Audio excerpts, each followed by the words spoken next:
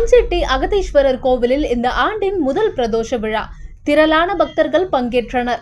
திருவள்ளூர் மாவட்டம் பொன்னேரி அடுத்த பஞ்செட்டியில் சுமார் 1500 ஆண்டுகள் பழமை வாய்ந்த அருள்மிகு ஆனந்தவல்லி சமதே அகதீஸ்வரர் கோவில் அமைந்துள்ளது. இந்த கோவிலில் இந்த ஆண்டின் முதல் நாளான இன்று மார்கழி பிரதோஷ விழா வெகு சிறப்பாக நடைபெற்றது. இதனை முன்னிட்டு அகதீஸ்வரருக்கும் ஆனந்தவல்லி தாயாருக்கும் சிறப்பு அலங்காரத்துடன் விசேஷ வழிபாடு நடத்தப்பட்டது.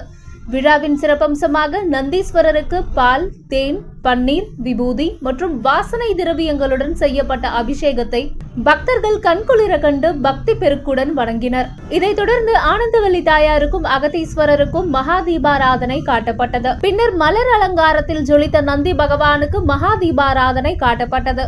இதனைத் தொடர்ந்து மேலதாளம் முழங்க சிவபெருமான் பக்தர்களுக்கு அருள்பாலித்தார். இவ்விழாவில் பங்கேற்ற ஆயிரக்கணக்கான பக்தர்களுக்கு பிரசாதம் வழங்கப்பட்டது.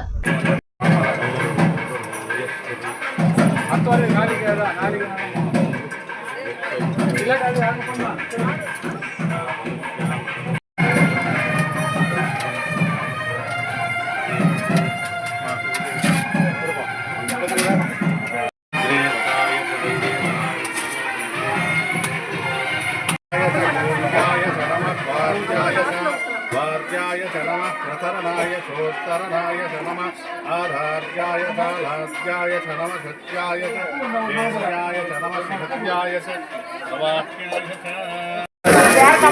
च